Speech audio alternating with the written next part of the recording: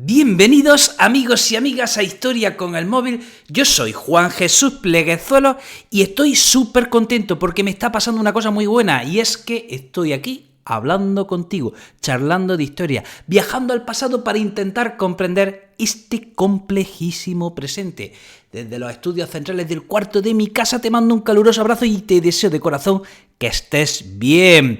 Antes de empezar con el programa, recordarte que si te apasiona la educación, y más si eres docente, te va a interesar mi libro Sigue enseñando, 10 razones por las que pensar que nuestra profesión es la más bonita del mundo. Si eres docente y a veces dudas de lo que estás haciendo y a veces te viene abajo y sientes que estás perdiendo la vocación, este libro está escrito para ti. Un libro escrito para todos los docentes, sí, y para mí también, que yo también me incluyo. Bueno, empecemos con el programa. Temazo que estamos tratando. Qué contento estoy de poder desentrañar y explicar uno de los pilares de nuestra cultura occidental. La cultura occidental, la sociedad occidental, se sustenta en 3 pilares. La cultura grecolatina, la tradición judeo-cristiana y la ilustración. Y aquí estamos explicando uno de los pilares fundamentales de nuestra sociedad. Bueno, en esta serie de episodios y en el resto de episodios también, pero sobre todo en esta serie de episodios en la que estamos explicando la Biblia. Seguimos comentando el libro del Éxodo, de los capítulos 13 al 23, y como decíamos en el episodio anterior, si eliminamos los elementos mágicos, en estos capítulos nos queda un magnífico testimonio antropológico de lo que era la vida en el desierto de un pueblo nómada que está en su transición hacia el sedentarismo y la práctica de la agricultura. Eso es lo que vemos en estos capítulos. Quitémosle esos elementos mágicos, ¿vale? Fuera los elementos mágicos. Pero si los quitamos, nos queda un testimonio bastante minucioso y detallado de lo que tuvo que ser la vida en el desierto de un pueblo nómada. Y es por eso que me invita a pensar que algo tuvo que haber de historia en esto. Porque el relato, repito, una vez que le hemos quitado los elementos mágicos, por ejemplo, como el paso del agua o el milagro de que si Moisés golpea una roca o no sé qué, si le quitamos esos detalles milagrosos, el resto es demasiado verosímil para que esto no haya pasado. Demasiado verosímil, ¿vale? Luego, a estos relatos, a estos capítulos se le puede buscar también un significado histórico. Y este es el del nacimiento de una nación.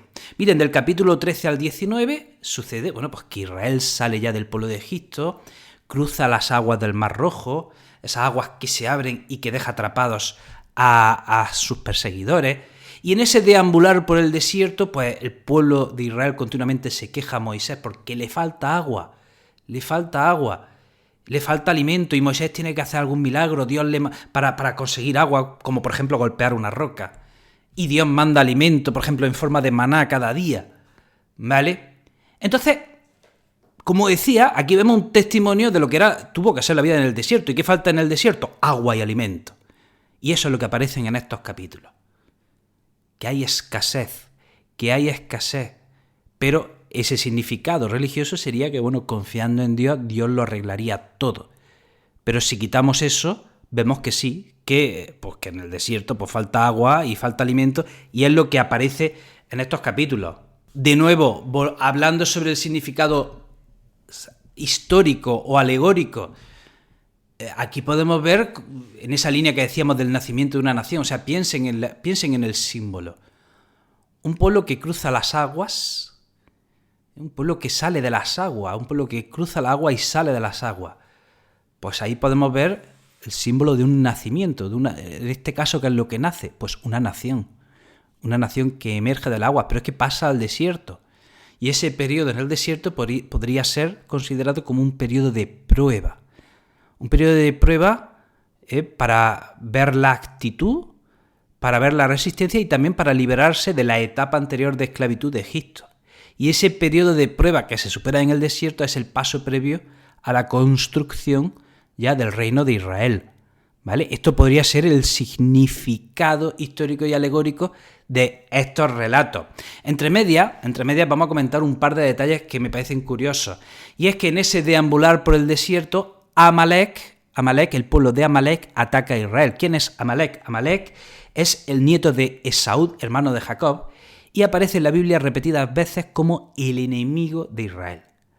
Amalek es un poco la representación de los enemigos de Israel, y Amalek es un pueblo, de nuevo, nómada que habita en la región y que una y otra vez aparecerá luchando contra Israel. Y es, como decía, nieto de Esaú, hermano de Jacob. Como ya expliqué en el libro del Génesis, todas las genealogías que aparecen repetidas veces siempre aparecen como esos personajes que engendran y tienen como descendencia pueblos que estarán emparentados con el pueblo de Israel o directamente enfrentados. Por eso las genealogías que aparecen en el Génesis, que son tan pesadas de leer, de repente en un capítulo, ¡boom!, te aparecen 40 o 50 nombres, fulanito, hijo de tal, hijo de tal, hijo de tal, que tuvo no sé quién, que tuvo no sé cuánto, que es imposible de seguir. ¿Por qué se detallan todas esas genealogías? Porque se está explicando el origen de los distintos pueblos de la zona con los que Israel tiene alguna relación, a veces de amistad, a veces de enemistad, y en este caso sería de enemistad, ¿no? Y cuenta, bueno, pues cómo en el desierto el pueblo de Israel se enfrenta a Amalek, mientras Moisés tenía la mano alzada, tenía que estar con la mano alzada. De hecho, le tienen que ayudar a que siga con la mano alzada, porque si no, no podían seguir luchando, y Moisés en todo momento tiene la mano alzada para que su pueblo siga luchando y finalmente derrote a Amalek. Y me ha llamado muchísimo la atención unos versículos, y es que esto aparece en el capítulo 17 del libro del Éxodo, y en el versículo 14, estaba leyendo esto y digo, ¡ostras! Dice, Yahvé dijo a Moisés, pon eso por escrito, para recuerdo, y di a Josué que yo borraré a Amalek de debajo del cielo. Pon eso por escrito. Yahvé le está diciendo a Moisés, pon eso por escrito. Por primera vez, Dios está diciéndole a alguien, le está ordenando, ponlo por escrito. ¿Qué estamos viendo? De nuevo, he dicho antes que eran pueblos nómadas en transición hacia el sedentarismo. Estos relatos que estamos leyendo, durante siglos tienen una composición oral, y durante siglos se van transmitiendo de generación a generación hasta que en el exilio de Babilonia se ponen por escrito y tienen la forma actual. Y aquí vemos que por primera vez Dios le dice al hombre, pon esto por escrito. Aquí vemos la transición hacia la escritura y hacia el establecimiento de un reino que necesita leyes escritas. Y esto me pareció bastante interesante. Y ya llegamos al capítulo 19, llegamos al monte Sinaí. Y Moisés sube al monte Sinaí para que Dios les dé las leyes. Y me ha llamado la atención, claro, toda mi vida estudiando, es que me decían que Moisés sube al monte Sinaí y Dios le da los 10 mandamientos, tal. Y claro, ¿cuál ha sido mi sorpresa? Que no son 10 mandamientos, que son muchos más. O sea, son muchos más. Dios le da 10 mandamientos y luego otro montón más. Es más, los 10 mandamientos como tal que se estudia en la catequesis, digamos que son una simplificación de los que aparecen aquí. Estamos en el capítulo 20 del libro del Éxodo y lo voy a leer un poco por encima, ¿vale? El primero sería, no tendrás otro Dios que a mí. No te harás escultura ni imagen alguna de lo que hay en lo alto del cielo, etcétera, etcétera. O sea, adórame a mí como Dios y no hagas imágenes mías. Por eso tantas religiones prohíben la representación de Dios, ¿vale? Y las iglesias protestantes al día de hoy siguen prohibiendo la representación de Dios. Los judíos también. Los católicos a estos no les hemos hecho mucho caso. El mandamiento número 2 sería, no tomarás en falso el nombre de Yahvé. Esto antes se decía, no blasfemarás, ¿vale? El mandamiento 3 sería, acuérdate del día del sábado para santificarlo, etcétera.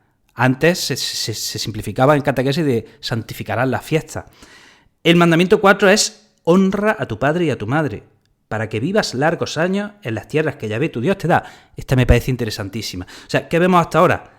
Estos 3 mandamientos que hemos visto son a lo mejor de carácter religioso, pero aquí vemos unos mandamientos ya de normas de convivencia, normas morales fundamentales para que haya convivencia en una sociedad. ¿Cuál es el primero y más esencial de todo? Honrar a tu padre y a tu madre, hacerles caso. hacerles caso, respetarles. O sea, esa sería la primera norma de convivencia en una sociedad, que empieza en la familia. El mandamiento quinto, no matarás. El sexto, no adulterarás. No robarás. Luego vendría... el séptimo sería no robarás. El octavo sería no testificarás contra tu prójimo. Falso mandamiento. Y el noveno, que aquí... antes en catequesis se desdobla, aquí aparece en el noveno sería no desearás la casa de tu prójimo, ni la mujer de tu prójimo, ni su siervo, ni su sierva, ni su buey, ni su asno, ni nada que le pertenezca. ¿Vale? Estos son los, atentos, 9 mandamientos que Dios le da a Moisés. Y ahora vienen otro montón más, referentes al culto divino, a la vida y la libertad, a la propiedad, etcétera, etcétera. Y en los mandamientos que le siguen a estos 9 que ya he enunciado, vemos de nuevo un testimonio bastante minucioso de lo que era la vida de un pueblo nómada, porque se regulan detalles demasiado específicos. Se está regulando cómo, por ejemplo, poseer los animales. Que si tienes un buey, que si compras un buey a otra persona tendrás que pagar tanto y no sé qué. Que si el buey está enfermo tendrás entonces que hacer esto y lo otro. Que si alguien roba un animal a otros pagará tanto. Que si te encuentras un animal perdido se lo tendrás que devolver a no sé qué, no sé cuánto. Continuamente se están dando unos detalles sobre la posesión de los animales, de bueyes, de asnos, de ovejas, etcétera, etcétera, que, bueno, pues eso, dan testimonio de lo que era la vida de un pueblo nómada, un pueblo pastor nómada. Por ejemplo, vamos a leer algunos, estamos en el capítulo 21, versículo 37, dice, si uno roba un buey o una oveja y la mata o la vende, restituirá 5 bueyes por buey y 4 ovejas por oveja. Más adelante, en el capítulo 22, dice, si lo que robó, hablando de los ladrones, si lo que robó, buey, asno u oveja se encuentra todavía vivo en sus manos, restituirá el doble. Si uno daña un campo o una viña dejando pastar su ganado en el campo o en la viña de otro, restituirá por lo mejor de su campo o lo mejor de su viña. Hay más referentes a la posesión de los animales, de los animales que se pueden pastorear. Y más adelante, atentos, y esto me ha llamado la atención, hay normas referentes a cómo cultivar la tierra. Claro, aquí hay una pregunta, dices, pero vamos a ver, si este pueblo ahora mismo está por el desierto, 40 años deambulando, ¿a santo de qué hay que explicarles cómo cultivar la tierra? Pero si están deambulando de un sitio a otro. Porque miren, en el capítulo 23, dice en el versículo 10, sembrarás tu tierra 6 años y recogerás sus cosechas. Al séptimo la dejarás descansar, que coman los pobres de tu pueblo y lo que quede lo coman las bestias del campo. Eso harás también con las viñas y los olivares. 6 días trabajarás y descansarás el sexto, etcétera, etcétera. O sea, está diciendo ya normas de cómo cultivar la tierra, que por cierto, esto es dejarla en barbecho, cultívala un tiempo y luego la dejas descansar porque es necesario que la tierra se recupere. O sea, estamos viendo aquí como un manual del pueblo nómada en transición hacia el sedentarismo. Es por esto lo que he dicho antes. Son demasiado específicas estas normas, demasiado realistas para que se me diga que esto no pasó. Entonces vemos como una especie, pues eso, esta norma, una especie de manual de convivencia. Esto ya lo hemos explicado en episodios anteriores. Si quieres que una ley en la antigüedad se cumpla, la mejor forma de hacer que esa ley se cumpla es decir que es divina, que te la ha mandado Dios y que si no lo haces tendrás un castigo y arderás en el infierno. Claro, no había un Estado que garantizase las leyes, así que la mejor manera de garantizar el cumplimiento de la ley es, pues Dios lo ha dispuesto, cumple con lo que Dios dispone, ¿vale? Y ahora comentar una cosa interesante. Vamos a ver. Estos hechos de ocurrir pudieron o debieron ocurrir en torno al 1250 a.C., probablemente en época del faraón Ramsés II, probablemente. Y se redactan durante el exilio de Babilonia entre el 586 y 539 a.C., cuando los judíos son deportados a Babilonia y pasan esa temporada en el exilio. Y es en el exilio cuando los judíos quieren reconstruir sus relatos para no perder su identidad.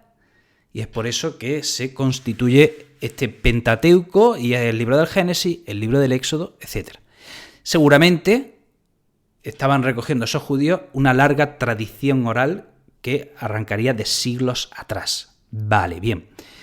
Ahora, este relato de los 10 mandamientos, de cómo Dios le da a Moisés estos mandamientos, tiene una profunda similitud con un relato mesopotámico de un rey de Babilonia llamado Hammurabi, ¿vale?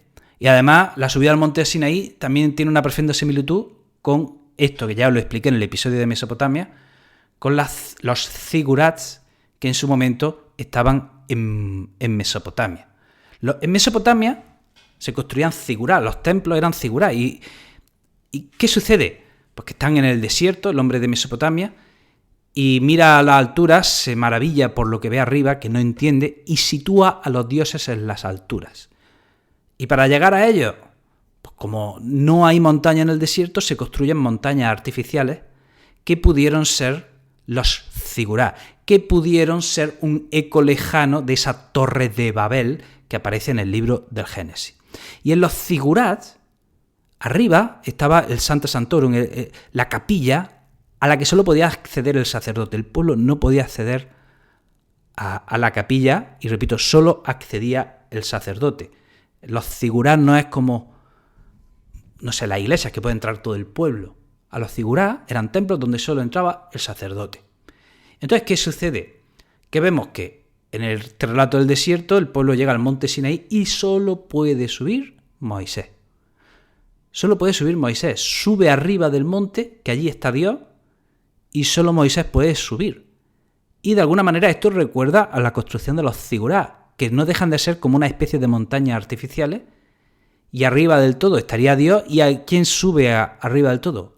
El sacerdote. Punto. Pero es que en ese código de Hammurabi, en la estela de Hammurabi, efectivamente, vemos a Hammurabi subiendo o sea, si buscas la estela de Hammurabi, lo que hay abajo, unas ondas, simulan una montaña. Y efectivamente nos dice el relato mesopotámico que Hammurabi sube una montaña y que un dios le da una serie de leyes. Y hablamos del código de Hammurabi, primer código escrito de leyes. Y aquí de nuevo vemos un relato bastante similar. Moisés sube arriba del monte y Dios les da unas leyes. Y una gran similitud entre el código de Hammurabi y los mandamientos que Dios le da a Moisés es que se establecen castigos proporcionales al delito. Reducido en esa famosa ley del talión, ojo por ojo, diente por diente. Que eran leyes muy sabias. Eran leyes muy sabias, ojo por ojo, diente por diente, vida por vida. ¿Por qué? Porque en una sociedad tribal, ¿qué pasa si un miembro de una tribu mata a otro miembro de otra tribu? Pues que la tribu que ha visto asesinado a uno de sus miembros se puede vengar. ¿Cómo? Matando al asesino de la otra tribu y también a su familia. Ah, sí, pues la otra familia que ha visto asesinada a una de sus familias, la otra tribu que ha visto asesinada a una de sus familias, dice, pues me voy a vengar de la otra tribu y voy a matar a 3 familias. Ah, sí, pues yo me voy a vengar de la otra tribu matando a 4 familias. Entonces, ¿qué pasa? Que en esa sociedad tribal, si un miembro injuria o ataca al miembro de otra tribu, o se establece una ley que diga vida por vida, ojo por ojo, diente por diente, o puede haber una espiral de violencia que termine con las 2 tribus. No sé si me he explicado. ¿Vale? Si el miembro de una tribu ataca a otra tribu, la tribu puede vengarse matando al asesino y a los miembros de la familia del asesino. Y así la otra tribu vengarse a su vez matando a más gente, etcétera, etcétera. Y esa espiral de violencia acabaría con las 2 tribus. En cambio, con la ley del talión, ojo por ojo, diente por diente, si el miembro de una tribu mata a otro, pagará con su vida. Punto. Y terminamos la espiral de violencia. Tú has matado a alguien, condenado a muerte. Se termina la espiral de violencia. Por eso, en su momento, en una sociedad tribal nómada, estas leyes tenían sentido y eran sabias. En ese contexto. Ojo, subrayo, en ese contexto. ¿Vale? Y es una cosa que vemos en común en el código de Hammurabi, en los mandamientos que Dios le da a Moisés, el establecimiento de penas y castigos proporcionales al delito. Pero hay una diferencia, y es que en los mandamientos, esto me parece súper interesante, en los mandamientos que Dios le da a Moisés, a diferencia del Código de Hammurabi, no solo hay leyes de convivencia, de leyes sobre la posesión de los animales, sobre cómo cultivar la tierra, etcétera, etcétera, sino que hay leyes que van dirigidas a la conciencia, a crear conciencia. Qué interesante, a establecer unas normas morales y éticas. Y es que, miren, volvamos al capítulo 20. Estamos en ese 9º mandamiento, que en catequesis se desdobló en 2.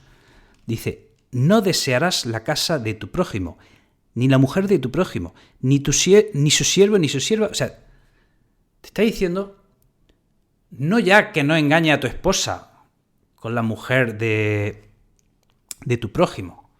Te está diciendo que ni la desees. Que ni la desees, ni desees la casa de tu prójimo. Estamos con mandamientos que atienden a la moral y a la ética de cada individuo.